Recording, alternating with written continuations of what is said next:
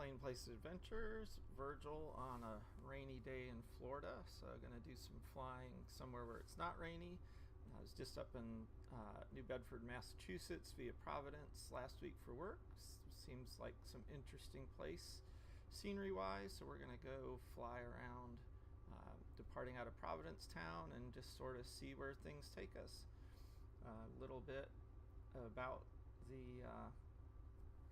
my setup. We're flying the A2A Simulations Comanche. I fly a 1959 Comanche in real life, and including so my simulation setup includes the same vanity paint job, thanks to a friendly reskinner on the A2A forum. We're using the Garmin 750 simulator from TDS for our main navigator, but I'm also using Garmin Pilot app, which I've got piped in. As you can see on the right side of the screen, so I've got it in safe taxi mode right now. We're going to sort of shift towards flying, so we'll go ahead and put it in sectional view. We're going to depart runway 5, and let's do a slow right-hand turnout over Providence and sort of head to the southeast towards Fall River, Massachusetts.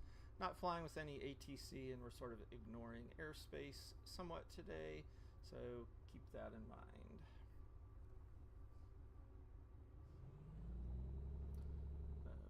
For takeoff check, let's clean up. We've got our fuel pump on. Let's get our landing lights and strobes on.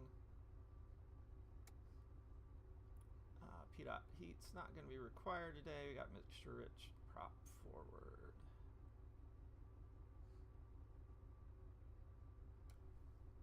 Question about how much is flight sim versus real life. Huge difference, as you might expect, in landings. Also just rudder feel. I'm flying just with basically a yoke, so rudder's yoke or joystick with twist on the joystick. It's not very good. My crosswind landings are a lot better in real life because of that. The A2A modeling is very good in terms of power settings, performance, and just a lot of quirks of the Comanche, including needing lots of right rudder on takeoff. And here we're up. Got gear coming up. And the sims are exceedingly good for procedural. So working on your instrument rating or learning how to fly instruments, the simulator's really good for that. Will really help let you practice all the different flows, techniques, especially now that you can pair them with ForeFlight or Garmin Pilot app, so your EFB, so you're practicing learning how to use some of the basic equipment you're going to have in the plane. Then I'd say the other is for VFR cross country, and I still use this today. You're going to go somewhere new to you, then the visual fidelity in these sims now is downright amazing. It'll help you sort of see landmarks ahead of time, what airports will look like.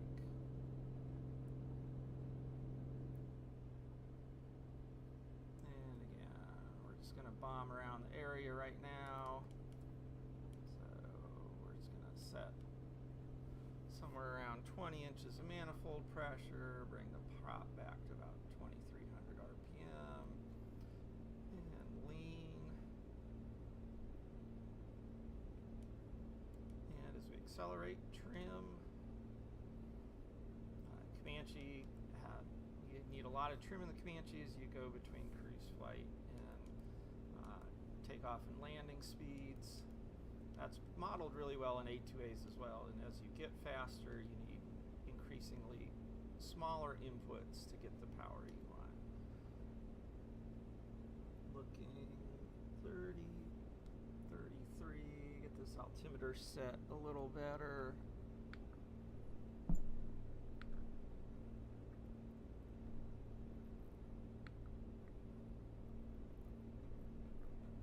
Pretty high pressure day out there. That's better. There's downtown Providence.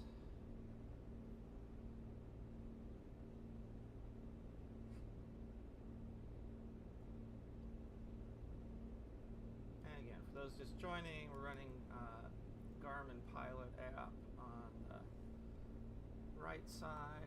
I'm going to adjust that so the logo's not in the way. So give me a second here.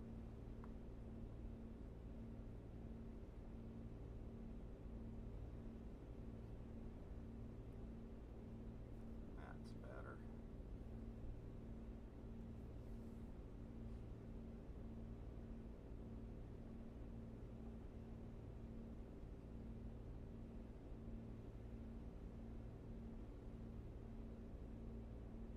Rhode Island's called the Ocean State, smallest U.S. state by area, and only about 1 million population. All things I learned this week. We're going to sort of head southeast towards Fall River, Mass. I'm curious to see if they've got the battleship Massachusetts depicted, which is a museum in the river there. One of the remaining World War II battleships.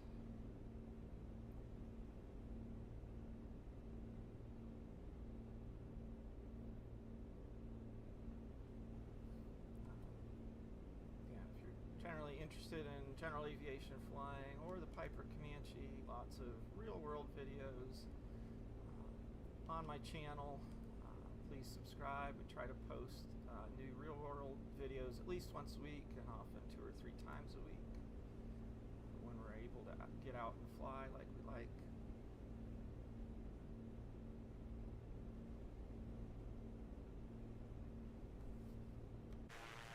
It's outside view. We got 5.7 Papa. Like I said, really appreciate one of the skin painters did this up for me from some photographs of my plane.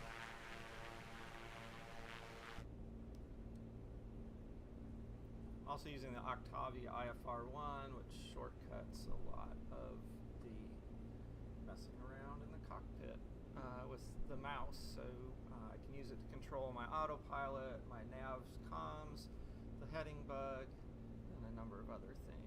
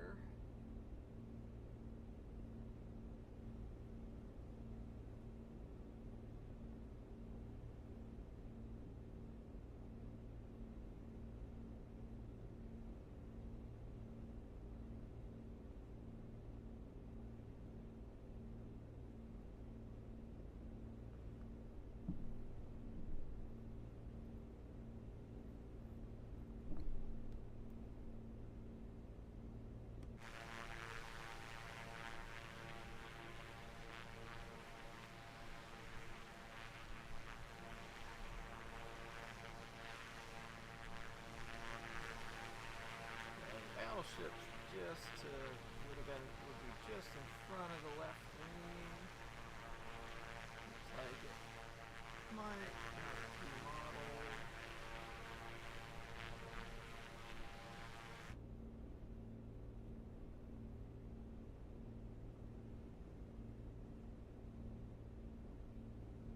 Here we're going to turn more to the southwest and head down towards Newport. Thing we did this trip was do the cliff walk in Newport, a lot of historic mansions. So again, I'm curious to see what the modeling's like, and I think when we get down that way, maybe we'll queue up a instrument approach and get some of these avionics working.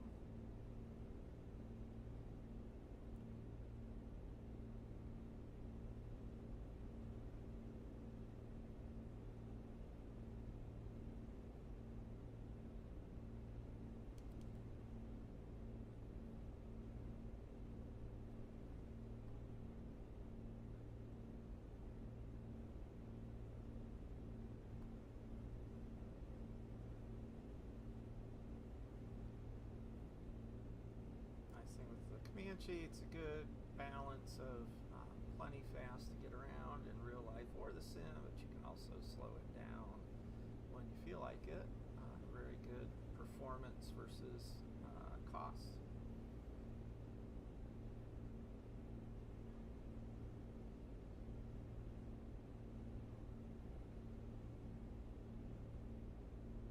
Yeah, Flight Simulator 10 was a good one.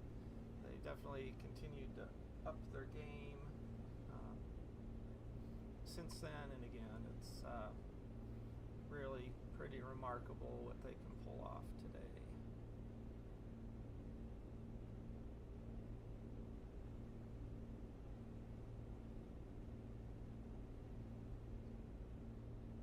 Providence out just past the wing where we took off.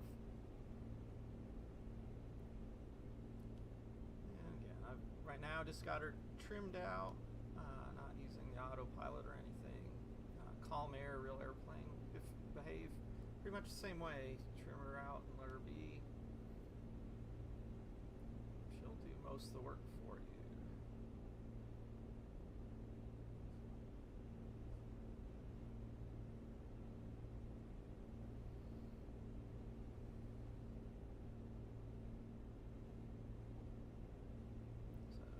State Airport's just off the left of the nose, up about 5 miles.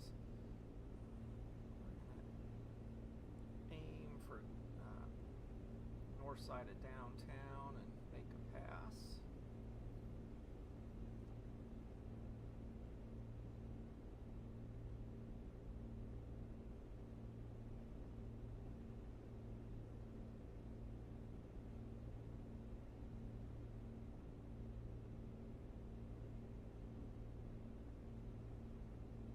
Hadn't dusted off the sim in a while. Been a pretty busy summer of flying, so today really just wanted to make sure everything was still set up as we go into winter and earlier nights.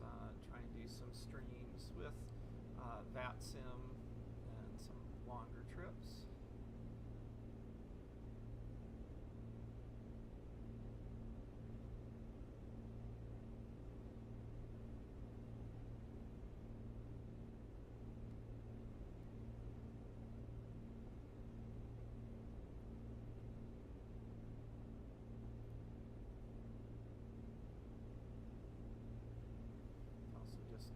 Refamiliarizing myself with streaming tools. I'm using Meld Studio to stream.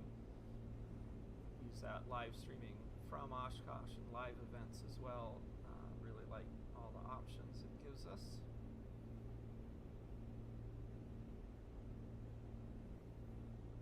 Just out of the nose is the Coast Guard station. Channel partner Maddie actually did officer training school there in the Navy a couple of years ago, so she was able to give me good restaurant recommendations while I was in Providence, and she knew the area pretty well. And this is Newport coming up. Jamestown, Rhode Island. Across the suspension bridge there, further to the southwest.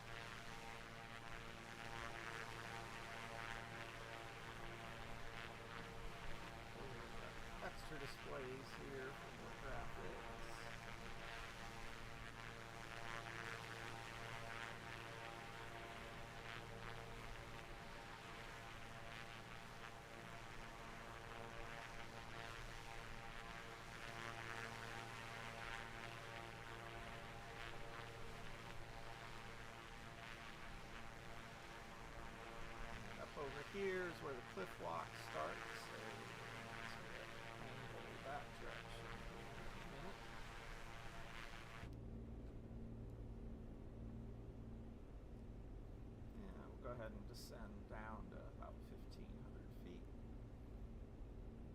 There's that Block Island out in the distance. That's been on my places to go bucket list since I was a kid.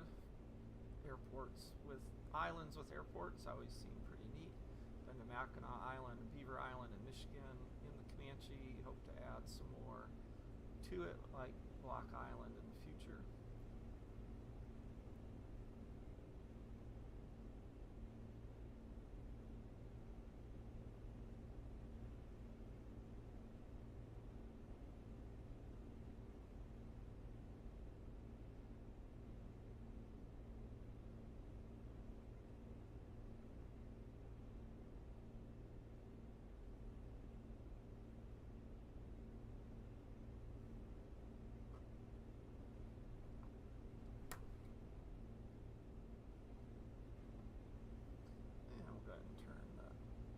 GPS display back on for everybody so you can sort of see what we're doing. Here we're coming on altitude.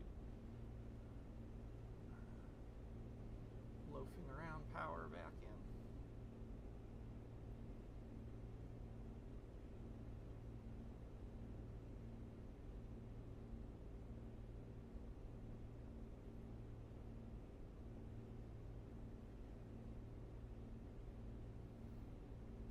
Does appear they've got a number of these mansions 3D modeled, lots of historic mansions from the Rockefellers, the Vanderbilts, a lot of famous names from the late 1800s, early 1900s.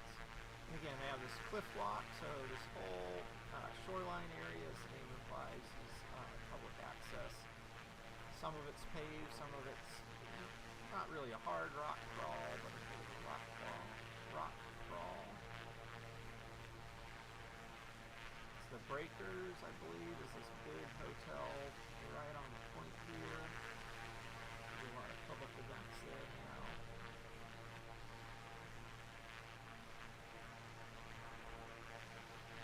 The National Tennis Hall of Fame is also in Newport. It's up in this area with just about even with the left.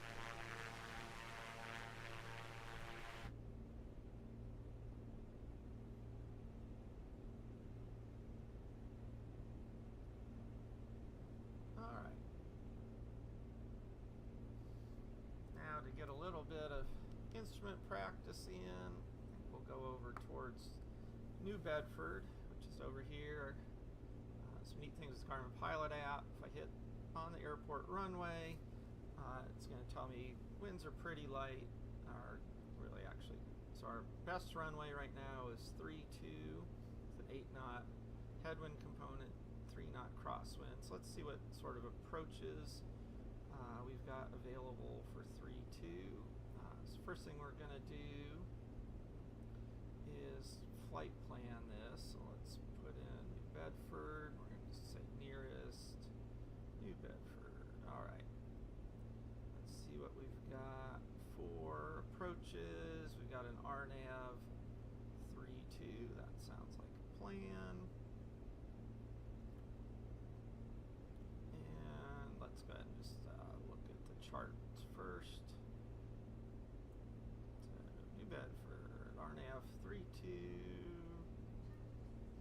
All right. We got a T. So let's, I think what we want to do is go to I don't know how they ever name these, but so that's the one we'll take. So let's queue that up over on our actual 750. So we're going to go into nearest, Bedford, activate. Now we can go to the flight plan. Actually, we're going to get this in here. New Bedford, because it behaves better if we do it this way. We're going to load a procedure. We're going to load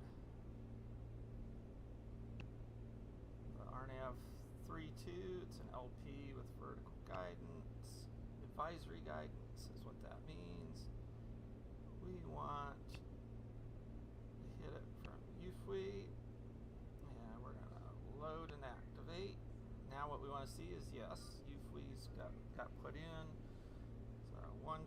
3 with a crossing at 2,000 feet. So, set up again.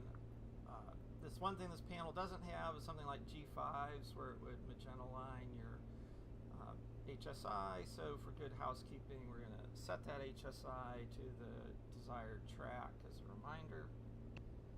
Go back to our map. Hey there, Mark, One Dull Geek. Welcome. One Dull Geeks with the Midlife Pilot Podcast also has a YouTube channel, Flying the Cherokee 235. Lots of good content. I recommend. Again, he's another good flying channel to check out.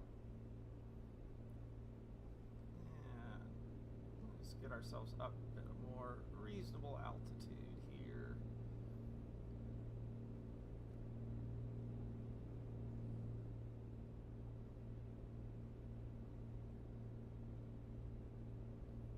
And coming on track.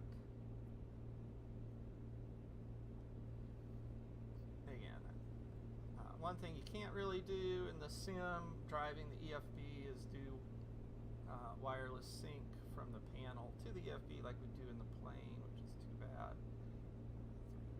3, 2. So we got to do everything twice. Now we're going to load and activate.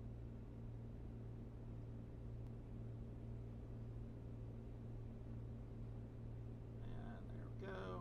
Synced up panel and EFB. Looks like we'll get some good views of the Southwest Massachusetts coastline here. Alright, so let's go ahead and brief this approach. This is the new Garmin Smartcharts. I really like what they did with these.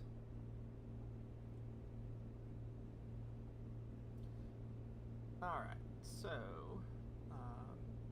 yeah, this is a LP with advisory vertical guidance. Our final is going to be a 325. Now what I like to do to sort of hold that in memory while I wait is I go ahead and put it, I just dial it into my number 2 nav OBS. So 325 is my inbound course. Basically cross the final approach fix at Zurier at 1,700 feet. Our MDA is 720, which I don't have the option for an altitude bug in this. I wish I did, but 720. Got a 5,000 foot runway at 70 feet elevation. And our missed approach is going to be climbed to 2,000 straight ahead, direct Utbeck. And so we can sort of look at this, and then 331 track to Indy and hold as a direct entry. All right, that's our approach. Go back to the map here. Again, we've got our, what I've got now is I've got our Smartcharts set up as the secondary screen, so those are available right away if I need them. And what I actually like to do is put the profile view in, because I already have the altitudes and basically the path in the map mode, which is in the top half. So I need a reminder of the vertical profile. I just hit the little button to go to split screen. Otherwise, I just do it straight from the map.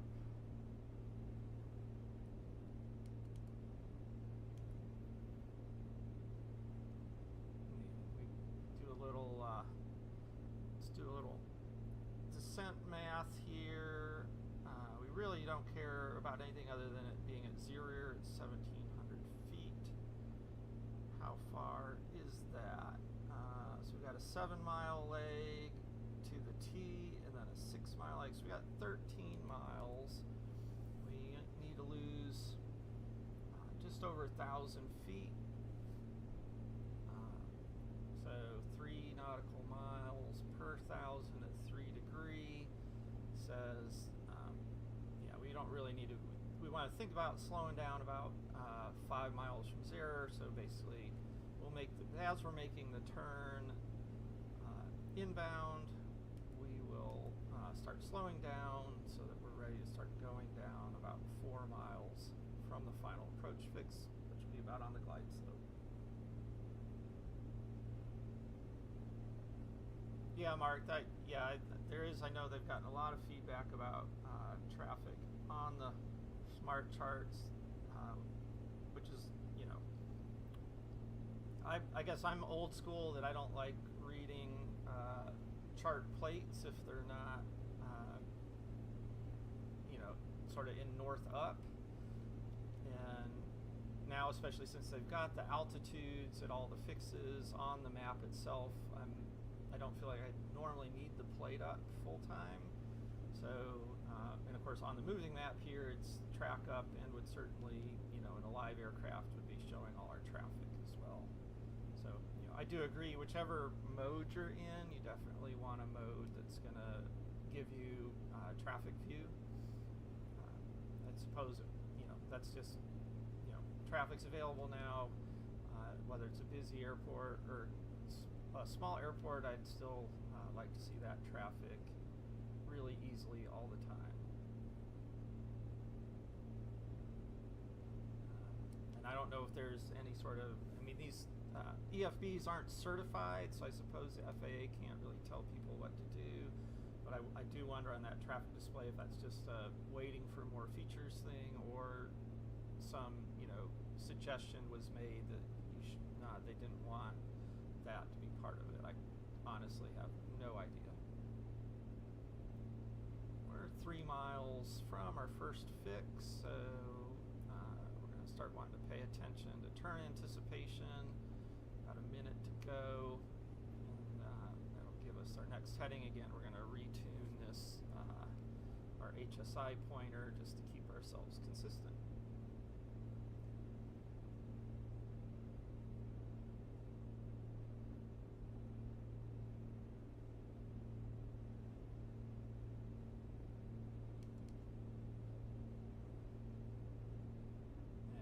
Start to see is a little white message box on the lower right of the 750. There it is, left of 052.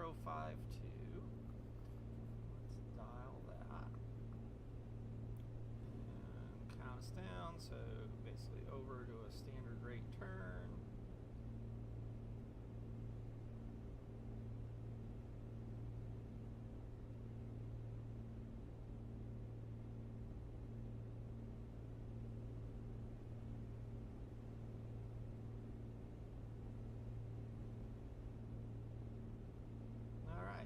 Sequenced. One is inaccuracy in this simulator is you can see our glide slope. Vertical CDI already went live. In this mode, in the real Garmin, it wouldn't do that. You'd have to activate vectors to final this far out, which would blow away our guidance to this T intersection. And so not recommended. Otherwise, if you leave it be, it's not going to go active till we actually cross KEWB. You can see top of descent labeled on that 650. That's the Garmin's estimation at 3-degree glide slope, where we'd start down. Remember, I said about 4 miles from the approach fix. That's a 6-mile leg, so the Garmin's agreeing with my mental math. Sort of hauling butt, so actually probably a little bit before the turn I'll throttle back just so we're not you can throw landing gear at the Comanche at 150 miles an hour. If you actually own a real Comanche, you prefer not to do that because gear motors are expensive and that puts a lot of wear and tear on the gear motor, so we usually like to slow to around 135, even 125 before we put the landing gear down.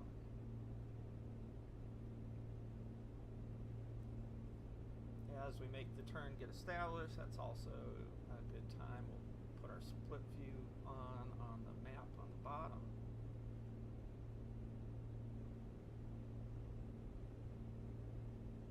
It's all hand flying right now. The simple autopilot in the A2A Comanche certainly can do the job. It will understeer on turns like this, so you have to do a little bit of heading buggery to really get it to track, but it'll otherwise track. It doesn't have a vertical mode do altitude hold, and that's it. All right, once again, about 30 seconds to the waypoint, and yep, here's turn anticipation. We're going to throttle back to about 13 inches to start slowing down, holding altitude, and turning to, let's see, yep, left to 323. Vertical track. There's our vertical track enunciation.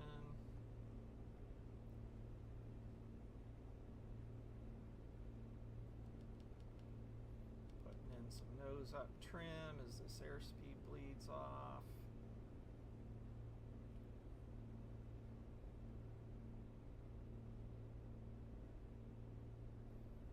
I think the winds should be a little bit from the right, but not real strong.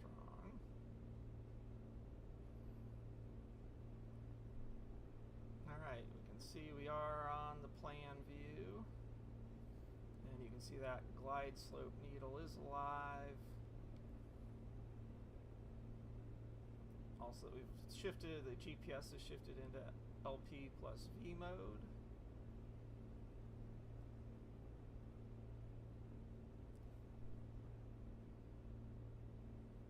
So, coming on glide, we got mixture rich, props forward. Again, this is advisory glide, so we still have to ensure we cross these crossing points at their legal altitudes. As long as we're at or above glide slope, we can expect that. Gears coming down. We're gonna about 15 inches. Manifold pressure should track us at the glide speed we want.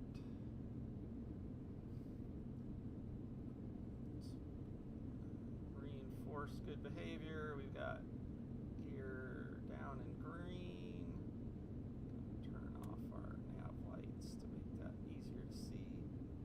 And of course, paying attention to that, losing. Yes, by good practice, even in the sim, watch your scan as you get distracted.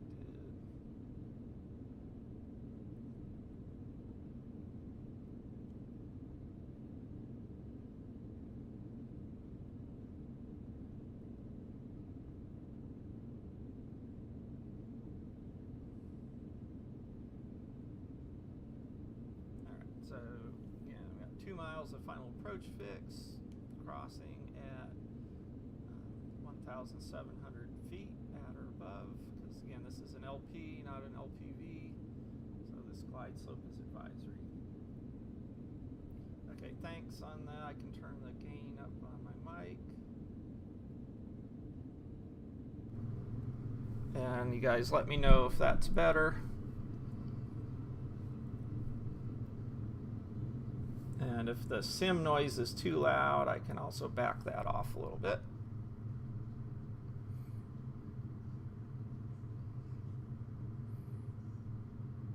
All right, mile to go to the final approach fix.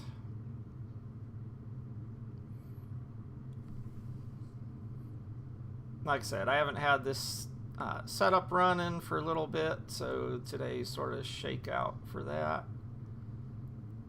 One thing I will say, the A2A Comanche is a lot more aerodynamically smooth than mine, so while it faithfully recreates performance pretty well, the power settings you use are a couple inches of manifold lower than in the real plane.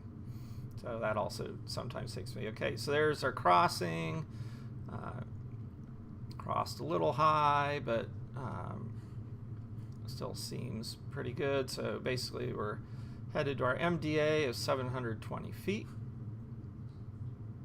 We do have a depicted visual descent point.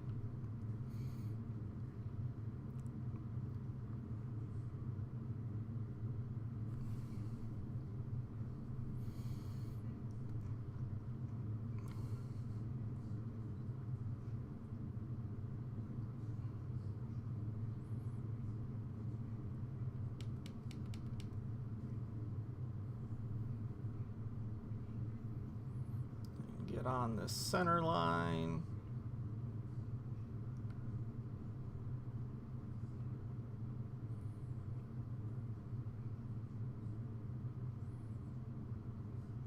All right, so there's 500 to minimums.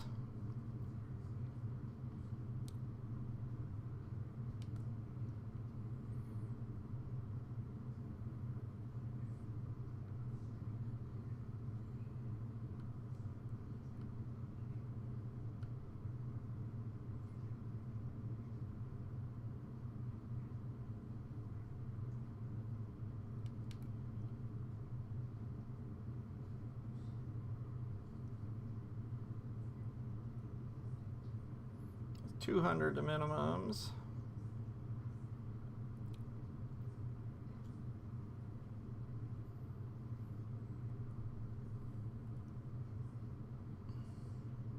$100. All right, so this is an MDA. So put in a little bit of power.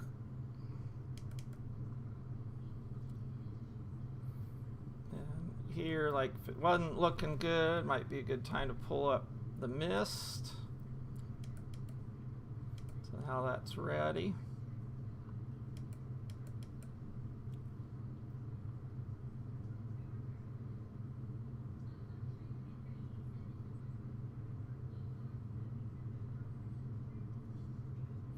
We're well past our visual descent point now.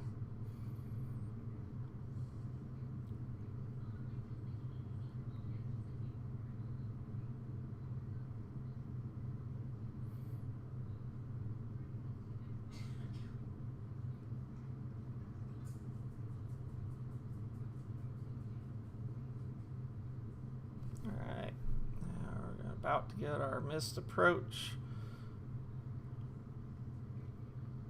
flag.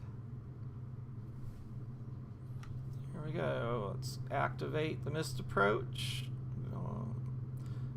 Straight ahead on a 322 to 2,000 feet. And let's get that gear up.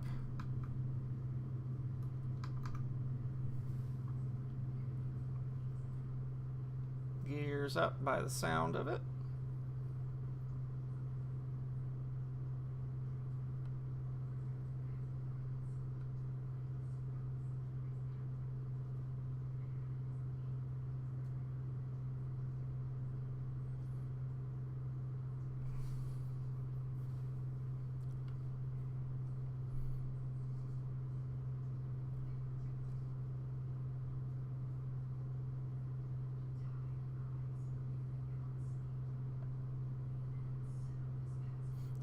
This is an interesting one because most of these anymore you climb straight out to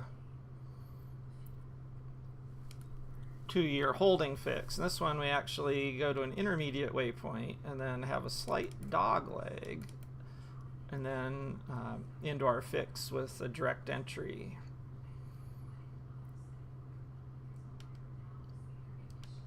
So I'm going to go ahead and just set us up to go into the hold here.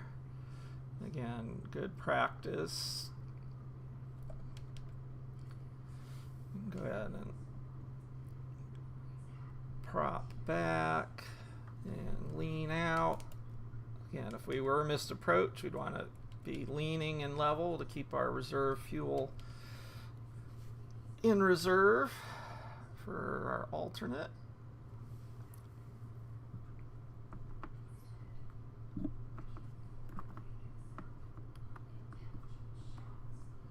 And so now again I'm gonna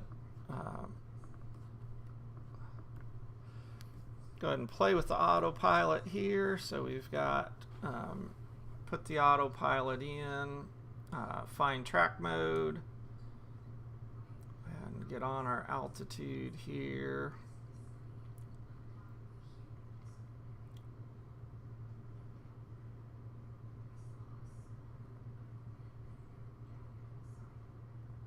All right, so now we got altitude hold on.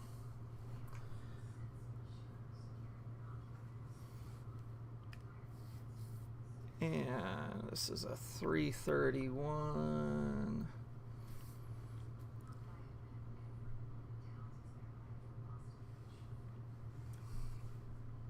And again, even though the HSI pointer is being driven by the GPS, so again, it's good housekeeping here. This one you have to manually tune to your track, but whether you tune it or not, it's doing it.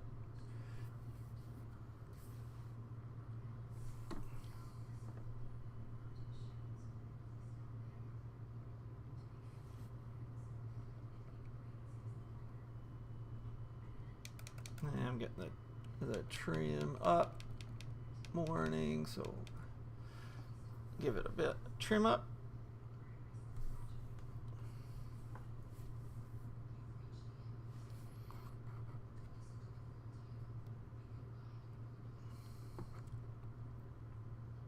And just confirming we have flaps and gear up.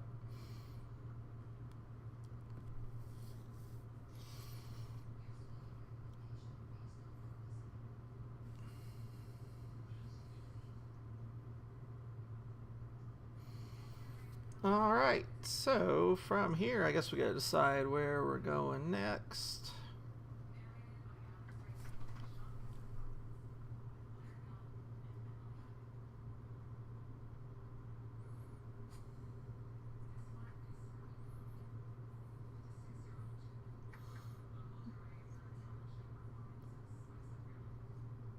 Yeah, maybe on coming out of the backside of this hold, we'll just sort of head for the Cape.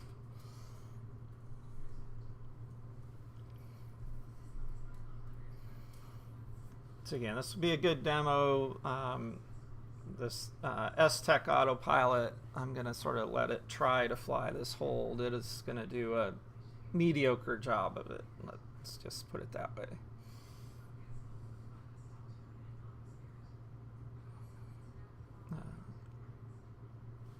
So 153.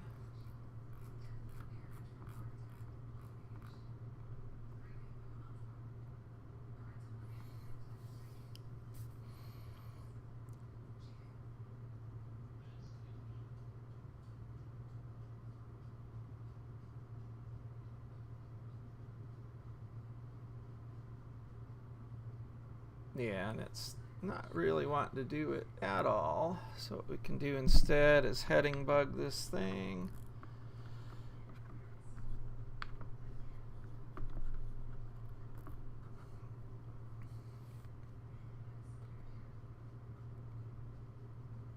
Or we can just turn the autopilot off and hand fly it.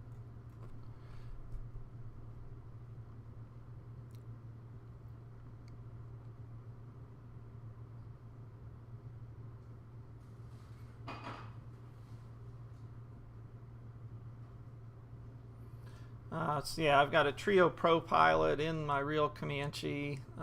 It's a full 4-axis autopilot, so it can definitely, with the digital steering, so in things like this, it would pretty much nail the hold. It'll nail course reversals. As long as you set it up properly, it will VNAV pretty well. I'll actually be posting a video of a fully coupled LPV approach I did 2 weeks ago. Will go up on the channel in the next week or two, showing the basically autopilot used from a entering across a fix outbound for a course reversal all the way to minimums. Got a nice calm day to also take out some of the turbulence effects and really sort of see how that autopilot would behave. Yeah, so maybe it's 3-axis, I guess. So yeah, we don't have the yaw damper like a Garmin 500 would.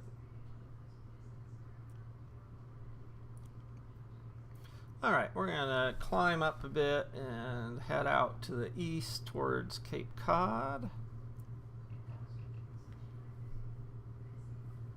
Yeah, this is a good time to clean up the procedure. Move.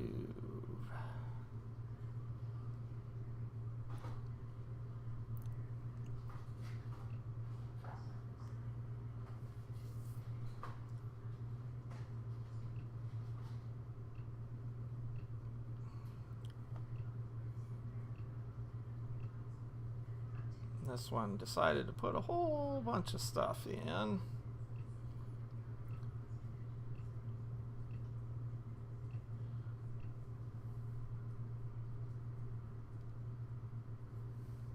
So Mark, I didn't realize with the Garmin 500 you can do them in 2 or 3 or 4.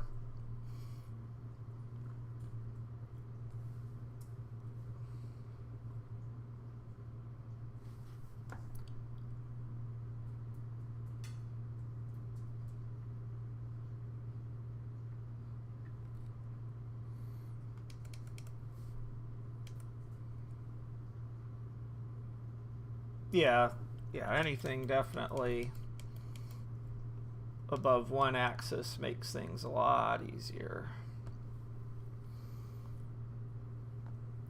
So let's go to, we'll just plug in Provincetown as our destination via, well, there's an NDB that's still alive. That's sort of fun. Chatham CQX, insert 4KCQX.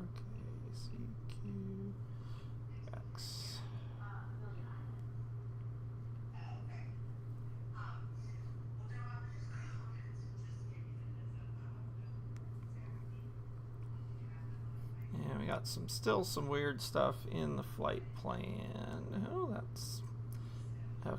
So we just need to direct flight plan. Go. That's better. 109.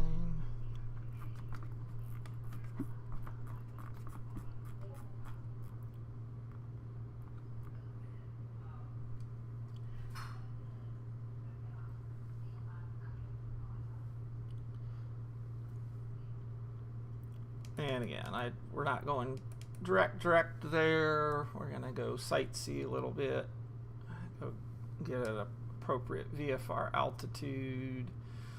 Heading towards the odd states, so odd thousands plus 500.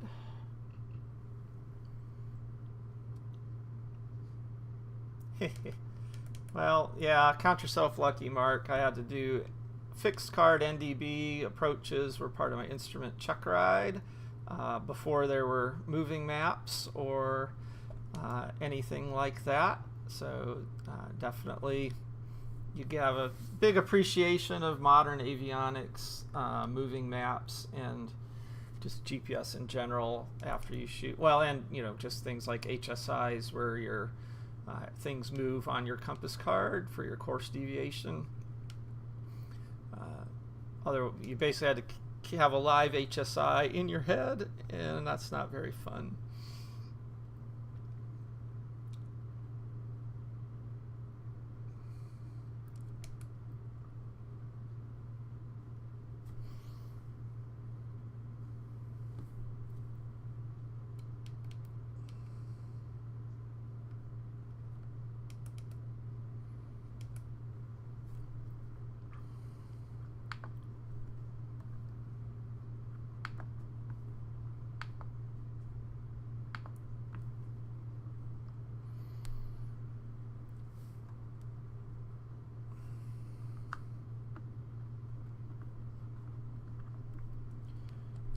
Putting her back in heading mode.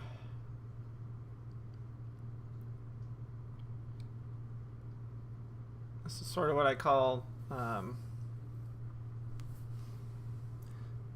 flight sim sightseeing mode. So get this autopilot in heading. So now we can basically use the heading bug to steer. We got our altitude hold in and reasonable power settings, so now it makes it nice if we want to. So I've got the heading bug, and then I'm still getting my OBS1 settings where I want them to be.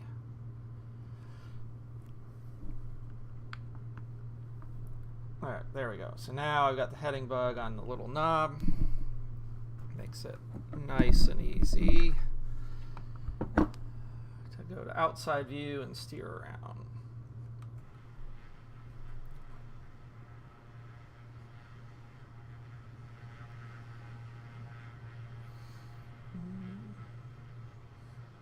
Couple golf courses down there. This is Marion, Massachusetts, in some town I don't dare try to pronounce on air.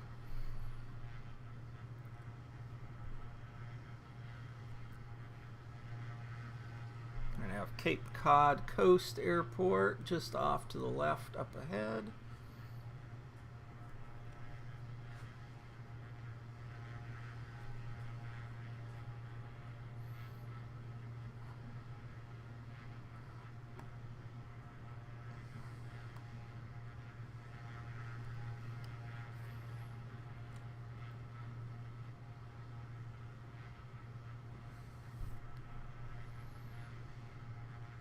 Definitely looks like they're having a pretty nice day up in the Northeast. We had pretty good weather last week, the whole time we were there. Definitely not great flying weather in Pensacola, Florida today. Nor for the next day and a half, I don't think.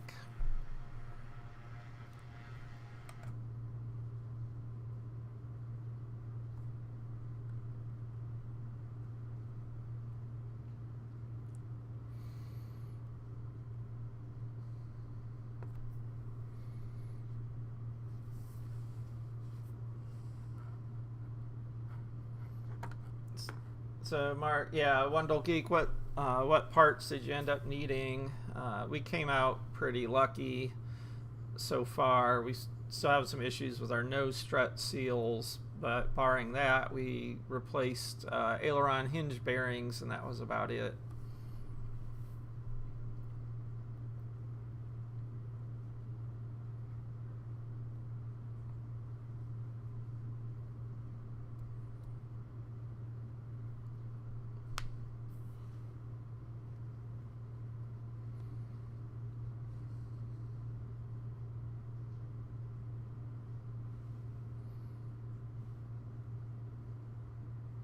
Oh yeah, rechroming struts. Yeah, I've heard that hurry up and wait sort of thing.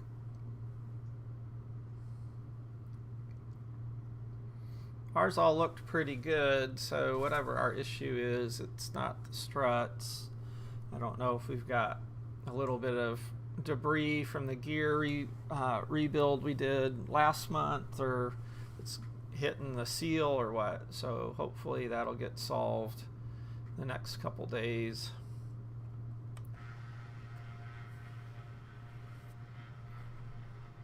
For those of you joining, name's Virgil, Plain Places Adventures, Comanche pilot in real life. It's raining in Florida, and my airplane's having its annual inspection finished up this week, so I am desk flying in the A2A Simulations Comanche, painted in my aircraft's colors. Also, in our comments, we've got One Dull Geek from Midlife Pilot Podcast. He has a YouTube channel as well. If you're interested in aviation, you should check out. He flies a Cherokee 235, which is, you might argue, is I'm not sure if it's a younger child, or I guess it's more a younger nephew of my Comanche in the Piper hierarchy.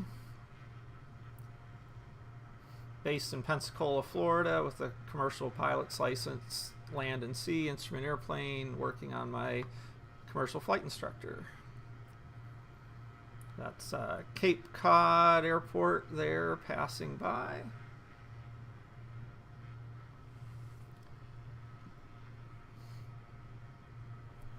Yeah, so Comanche was Piper's first all-metal low wing, also their fastest all-metal low wing until they came out with the Malibu.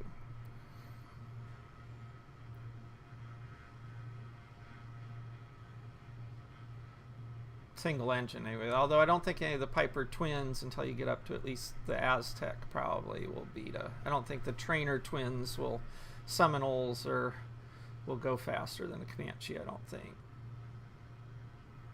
Seneca, I'm not sure, but it's probably pretty close.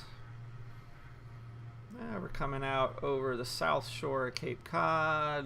Like I said, I got the autopilot in heading bug mode, and the heading bug set to my Octavia IFR1 dial, so we can just easily sort of dial our path as we look at the scenery. Twin Comanche a little faster, mostly at altitude.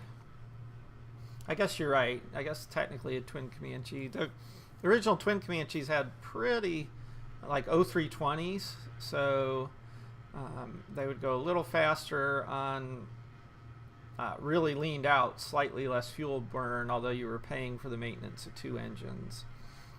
A lot of those have been up-engined to 150 horsepower, and a few I think have 150 horsepower turbo-charged engines, which with some oxygen, I'm sure up in the high teens, those suckers probably really scream at 12 gallons an hour.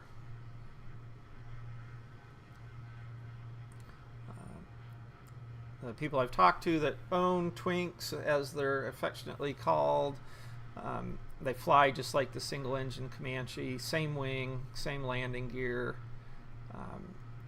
generally speaking the same fuselage as the singles, so they did make a plane that behaved, other than in single engine operations, very much like its parent.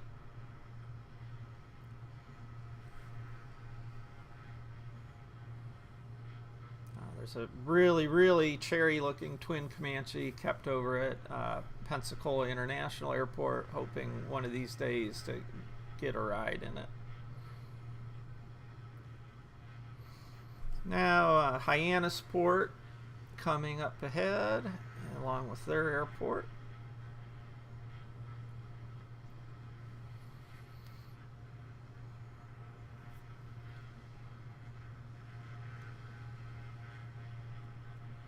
So while we're sightseeing here, I'm gonna clean up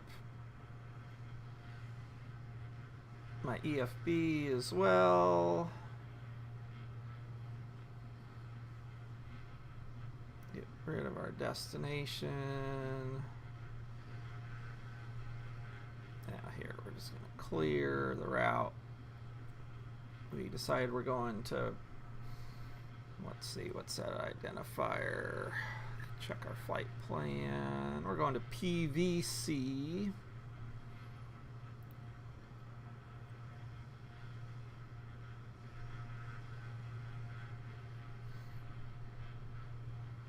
All right, now what sort of, so based on other stuff, well, let's check our winds again. Let's not assume.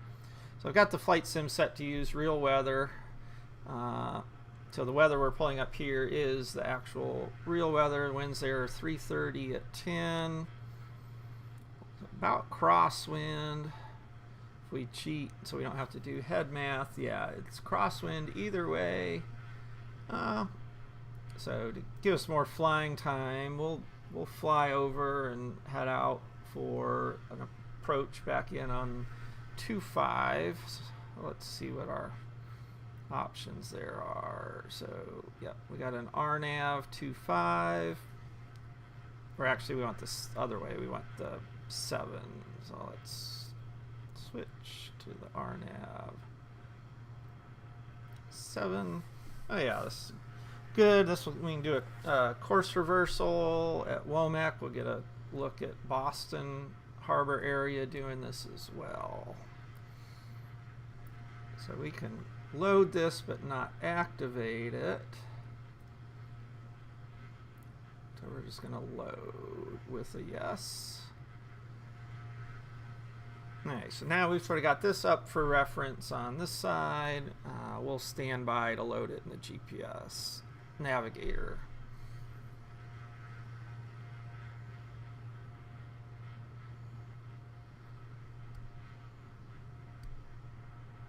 Well, congrats to your son, Mark. I know that's a big deal. Finishing his private and moving on, so you should definitely be proud of that. Yeah, and sounds like time to get him moved up to his high performance endorsement. And Safety Pilot's a great way to practice familiarity for your instrument rating. So Comanche gear is pretty robust, properly maintained, but has but if it's not rigged and maintained, it is quite fragile. And the reason is it has the over center locks don't go very far over center, and so if it's not rigged correctly so that all three legs lock out together, and it uses metallic springs to help hold those down locks in place, if everything's not timed correctly and your springs up to date, you may be at risk for a collapse. The other issue is the emergency gear extension. One thing that assists the gear in addition to that is the gear uses basically push-pull tubes, or cables, as they're called, conduits, or they're cables that run through conduits that are all tied together. So basically those cables also sort of push the gear over center and hold it there. Well, the emergency extension in a Comanche is disconnecting the push-pull tubes from all three gear legs and then letting gravity pull the gear down into over center. Once again, if everything's configured right, that should be okay, but at that point you're very, very, very vulnerable to side loads. So it's recommended, if you have an emergency extension, you try to find land on a runway well into the wind, and that you consider being very, very ginger with any turns once you're on the ground to eliminate side loads. There was Piper came out with a gear down sort of lock kit that adds a little bit of strength to that system. We installed that actually last year as an owner produced part to add a little bit extra down locking force. But the main thing is every 1,000 hours you have to basically pull the gear apart and check every single pivot bushing and pins for wear and tear. Inevitably you'll have to replace probably at least 30% of those parts to keep everything in good working order.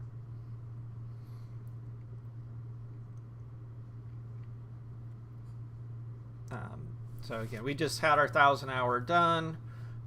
The main residual thing we've learned we have is that our gear conduits and push-pull rods and wiring are apparently original, so 61 years old, and of course they highly recommend we replace that at the soonest opportunity, which we plan to do here once it comes out of annual. So once we have done that, we'll sort of have fresh gear top and bottom. Our gear motor and transmission itself is relatively recent. It's only about 4 years old and seems to be working pretty strong.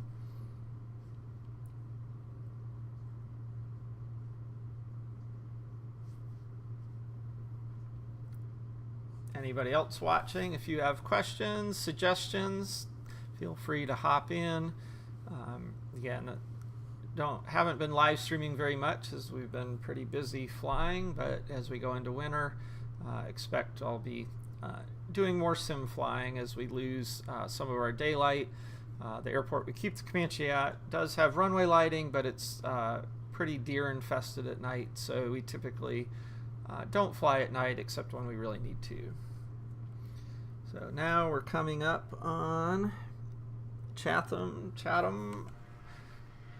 Massachusetts.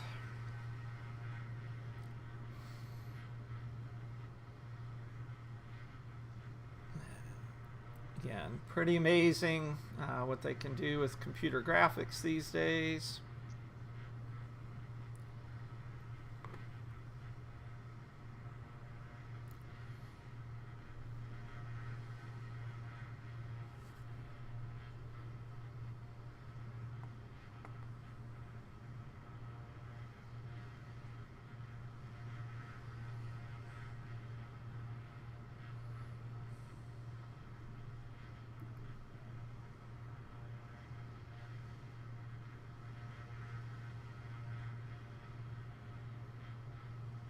Don't have another big trip planned in the Comanche yet, but I'm sure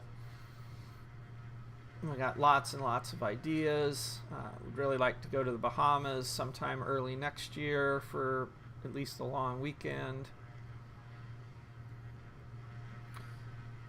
Logbook question, no, I do log all the flights with it just for convenience, but that's mostly then to look them up and put them in my paper logbook. So I guess you could say I'm pretty old school when it comes to the log booking. And I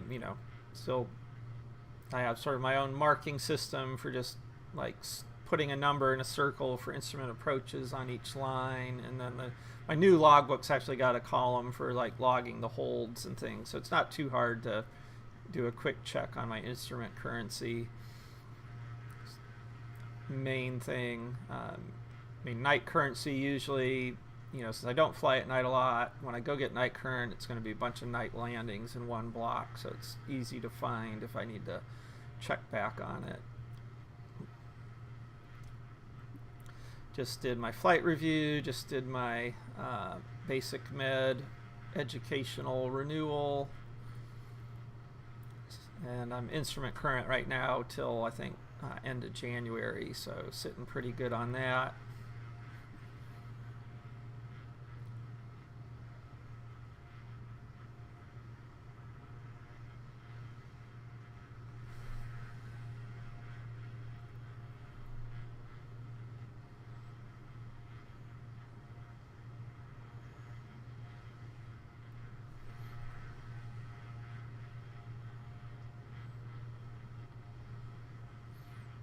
Yeah, it's a little harder to data mine with it not being electronic. Like I said, I have most of it for the last 2 years in Garmin that I could export. Main thing, I don't necessarily go in and put every last piece of like the actual time and other stuff in there. I'm pretty much at the point where I'll have my ATP cross-country requirements met sometime in the next few months. That's, and I guess, some of the night requirements pretty easy to meet or not meet. So, from a qualifying for rating standpoint, I'm sort of at the tail end of needing to worry about how detailed some of that is. It's definitely more complicated as you go into private instrument and commercial, that you have a lot of different types of hours that have to be pretty carefully logged and easy to find, and all of that's in my rear view mirror by quite a bit.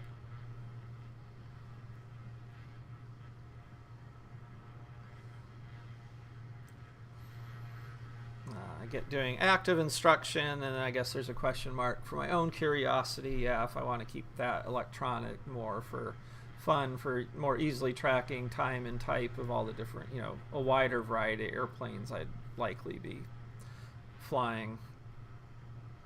Right now my logbook is mostly Comanche with little bits here and there and other types.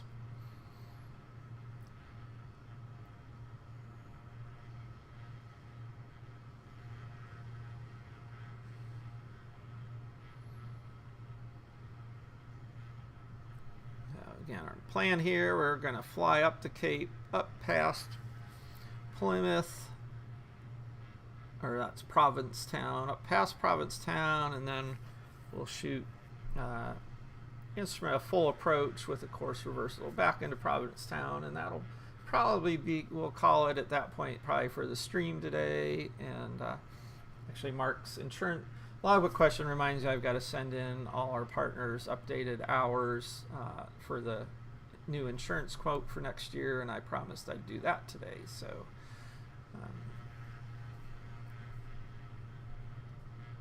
definitely been enjoying chatting with everybody, and hope to do more of this on a more regular basis this winter.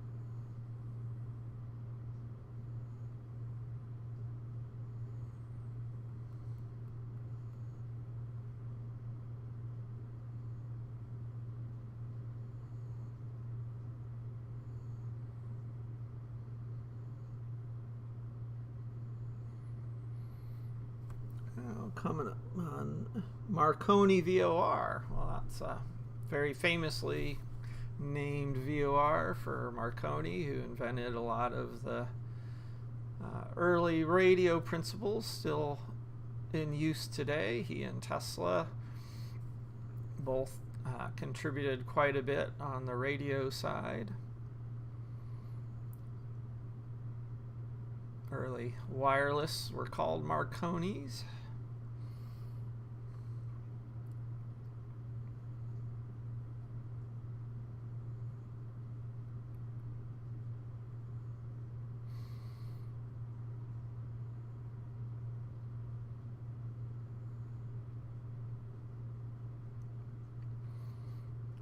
If you visit Cape Cod, they've had a big resurgence in the seal population, which means they've had a big resurgence in Atlantic white sharks eating those seals. If you've ever used the Sharktivity mobile app, that was one of the software projects I've been involved with for many years. They go out in the summer and tag sharks, put acoustic tags on the sharks, and then they have a series of real-time buoys that ping those tags so they can track where these different, how these sharks move around over time up and down the coast. And they use aerial survey to help find those sharks and then send the boats out. So that would be probably a pretty fun pilot job to fly around and look for sharks in the summer. Also in the summer, the Atlantic right whales, about a third to half the population, will pass through Cape Cod Bay and feed, and so that makes it a big hotspot for that very endangered species. So one of our other software projects is the Whale Alert app, which is one of the longest running citizen science apps that helps reduce ship strike risk for Atlantic right whales as well as other large marine mammals.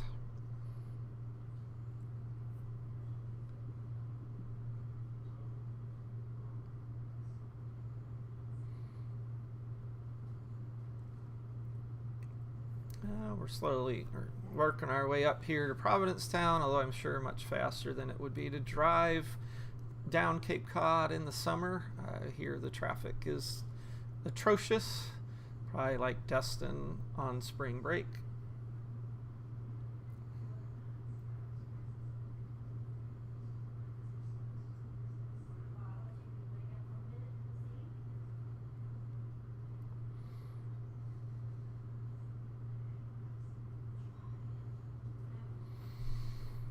Alright, let's go ahead and think about loading this approach. So we are going to do the RNAV 7 WOMEC.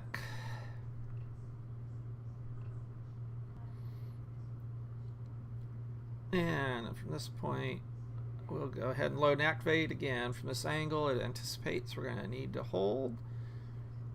And everything else looks good. All right.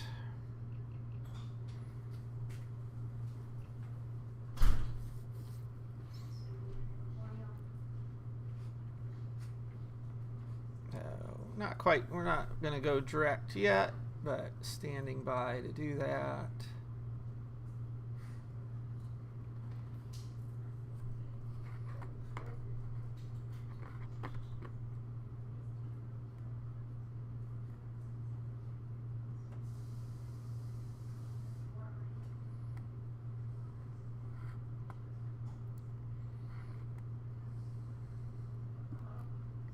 Alright, we're coming up on Provincetown, Massachusetts, sort of the northeastern tip of Cape Cod. We're flying the A2A Comanche 250. Our plan is we're going to sort of come up over the airport and we're going to go out and do a full RNAV LPV 25 or 7 approach using the autopilot for lateral nav. just to demonstrate sort of how to do that in Comanche, we're using the TDS Garmin 750 simulator as well as the Garmin Pilot application.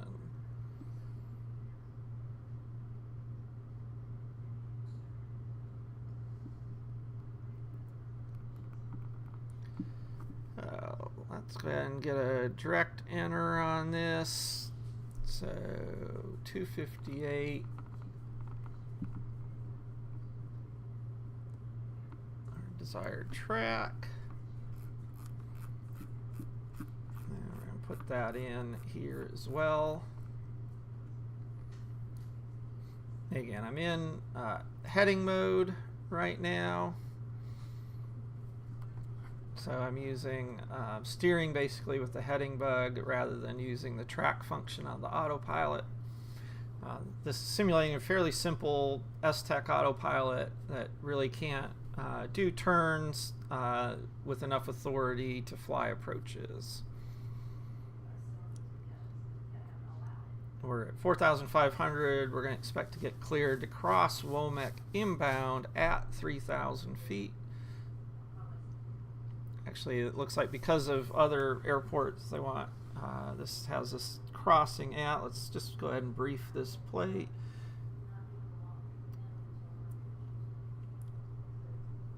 So this is the RNAV 7 into Provincetown. Final approach course is 075. Setting that on number 2, even though we're not using that for nav, as a reminder, so that when it's time to tune it on 1, I don't have to necessarily look back at the plate. We're going to cross the final approach fix phony at 2,000 feet. Decision altitude's 2,008 feet. Runway length of 3,000 to 500 feet. Is pretty short to have a basically approach lighting system, so that's sort of interesting. Airport elevation is 8 feet. Missed approach, if we need it, is climb to 3,000 straight to Wolga intersection and hold. Alright, so we are 34 miles. That's pretty, no, that's from a destination. Yes, we're 12 miles out. We'll go ahead and let's see. So we need to lose 1,500 feet, so about 5 miles to cross at 3,000.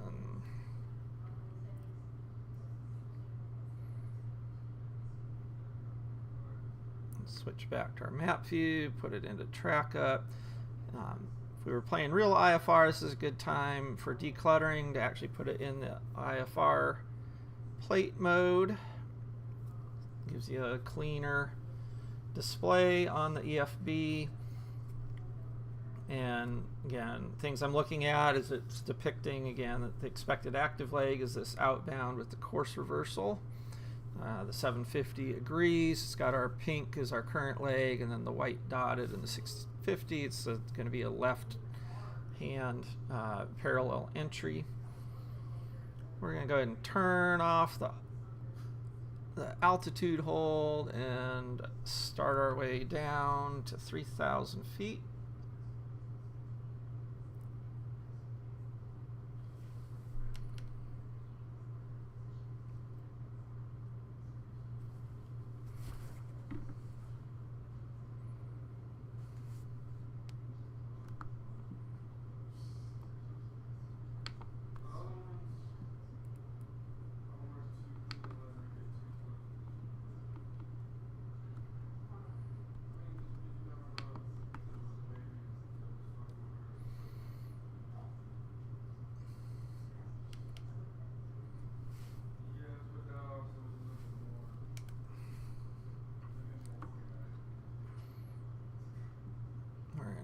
Again, we're flying using the heading bug on the autopilot for lateral, so I'm sort of tweaking based on the trend line on the 750, that dashed blue arrow pointing upwards. That gives me a good idea of where my current ground track is pointed. It's a good way to help with your wind correction on things. When you're flying when you're flying by hand or by flying with a heading bug, you can sort of keep that arrow pointed where you want it, and you can make smoother adjustments.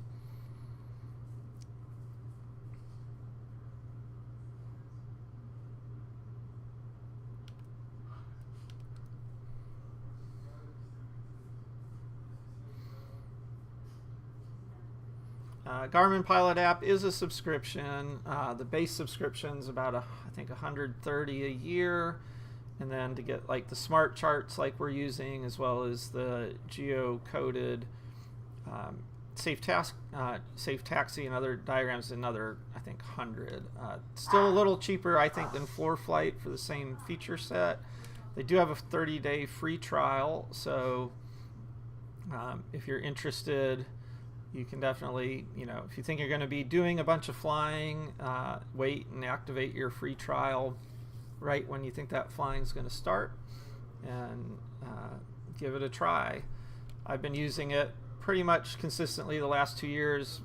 My real Comanche has dual G5s with a 650 and a trio autopilot, so I really just like having it sort of all in the family. A lot of the thought process and button pushing in the Garmin Pilot app is very similar to the 650, 750 series of GPS navigators in the panel. So I just sort of like that combination. FloorFlight's definitely, very, very good app as well. So some of it's also what you're used to. I took a 12-year break from flying, so FloorFlight was pretty new when I stopped flying, so I didn't really have any, I was pretty much neutral getting back started, which I wanted to use, so I just started using Garmin Pilot during the trial and have liked it, so I stayed using it.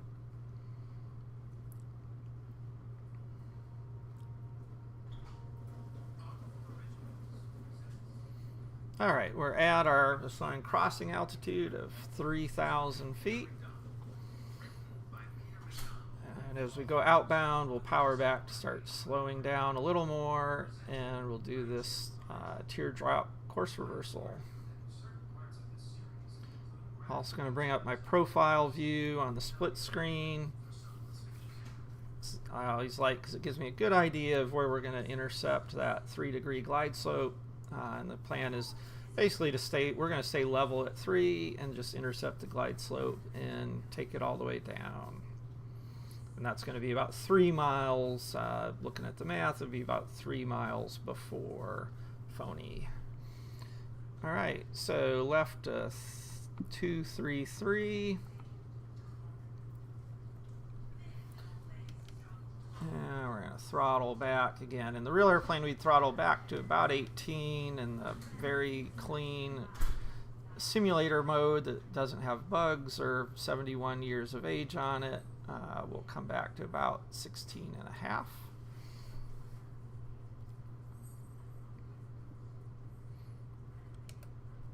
And again, if I was flying this with my trio, it'd be in track mode, and the trio would actually fly this course reversal for me. If I was flying it by hand, I'd follow the instructions on the 750, and that'll pretty much paint me right over these pink arrows.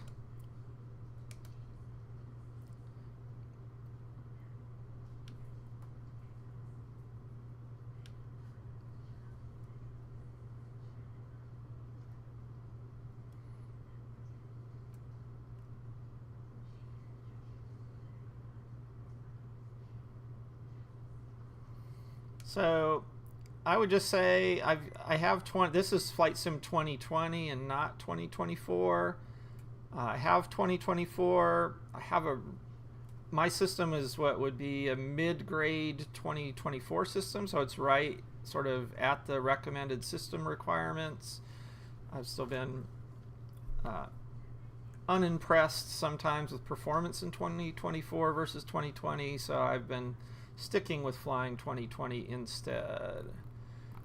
Right to 073.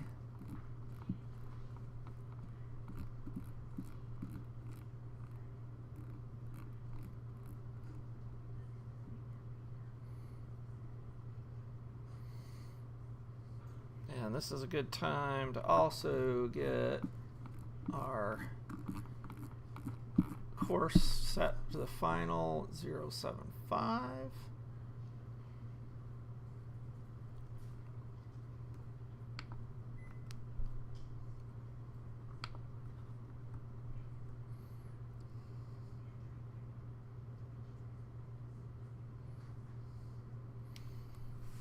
And we're gonna, again, we've got a little ways to go, about 5, well actually, yeah, we're 5 from the crossing fix. And we're, from there, another 5 to our intercept point, so 10. So again, I'm not gonna slow down quite yet. This is also over virtual water, where altitude and speed are your friend. Again, we're going to time this to stay at altitude till we and a little higher speed till it's really time to slow down and go down.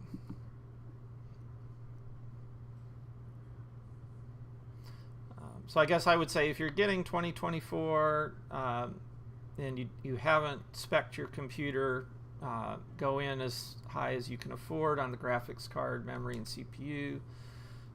I fly with the $40 Logitech joystick. It's always been good enough for me. I've debated getting rudder pedals, and maybe someday I will. I did splurge on a Comanche build-it-yourself throttle quadrant, or push-pull, basically prop, throttle, mixture control. And that was mostly vanity. The Cytec sort of 3-lever one works pretty well, again, for not a lot of money on Amazon. I got a little $90 touchscreen display that I run the 750 on, so I can actually touch it rather than mouse it. And then, you know, my iPad mini that I use in the real plane.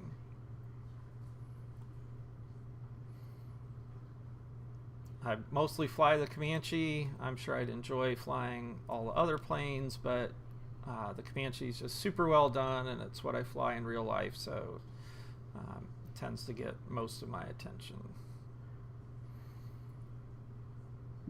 All right, so repassing the initial approach fix. And so now, yeah, we expect to find the glide slope here in about 5 miles. We're going to slow down a little more. So again, hold altitude. We could go down to 2,000 feet, but that's just another configuration change when there's no reason not just to intercept the glide slope and follow it down to cross at the final approach fix at 2,000. So again, in the A2A, coming back to about 14 inches, looking for about 130 to 135 on the airspeed. We do have the vertical CDI is alive. And confirm the GPS went into LPV mode. Again, I'm using the autopilot heading mode to steer, and then hand flying attitude. And that's the autopilot that's in the sim. That's really all it's capable of doing. We could have it in track at this point now that we've made all our turns. But again, good practice just to sort of fly it with the bug. And again, on the 750, that blue track arrow, I'm sort of you know, making fine adjustments on the heading bug to keep that track arrow pointed right up the magenta line.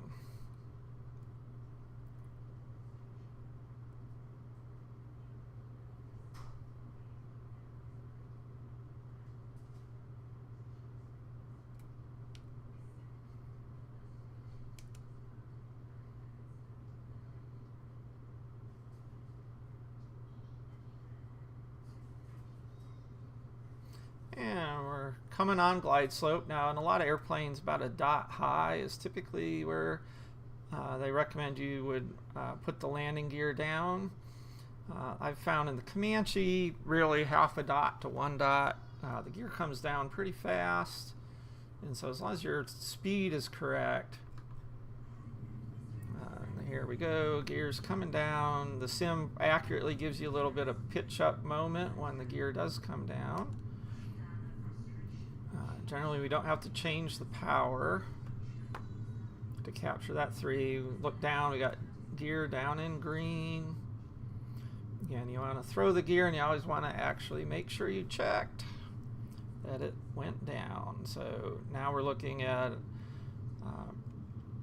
crossing the final approach fix phony at 2,000 feet.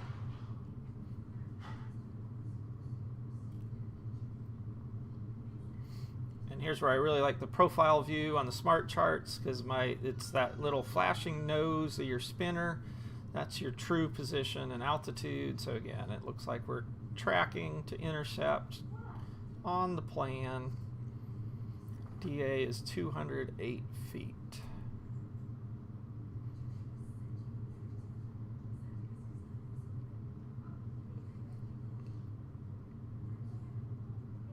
Seems like our wind correction's pretty good. You can see a little bit of difference in using the Garmin Pilot app in the sim. You can see its arrow doesn't really get course correctly because it thinks we're going left of course, but the arrow in the 750, which is more directly integrated, has got it correct.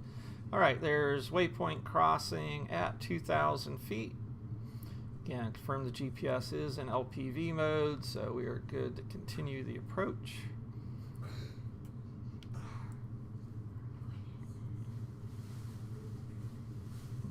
135 miles an hour, which is about right what I want. No flaps. That minimizes the configuration change if we have to miss. We basically just have to pull up the landing gear. But also very easy to get inside of the white arc, get the flaps down, and make our landing at the bottom. So again, making fine adjustments with the heading bug. Track that center line. And I'm really doing no work. I've got the trim set. It's flying the glide slope on its own, even though it's not on autopilot.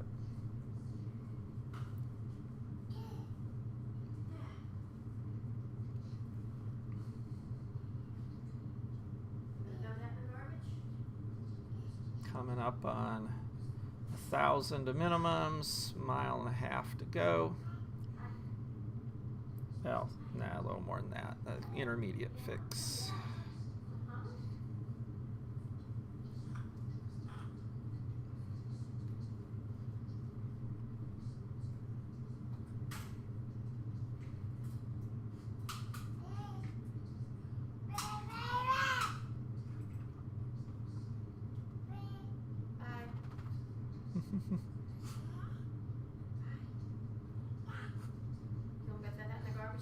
We're making, again, small, tiny adjustments.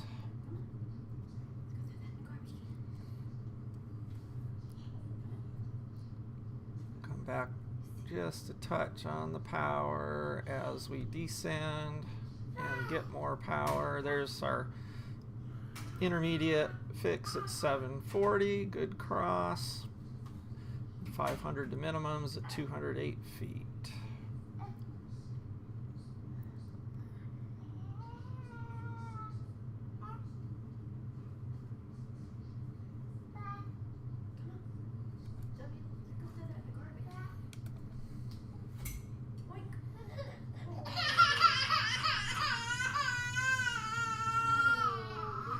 Or 200 to minimums.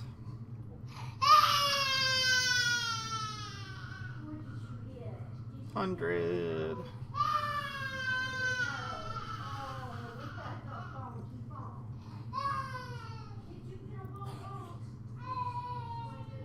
There it is. Throttle back, get into that white arc,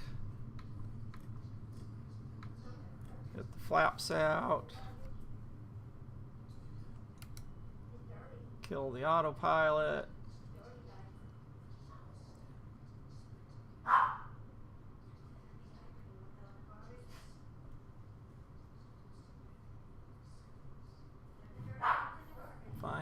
around at the 1,000-footers.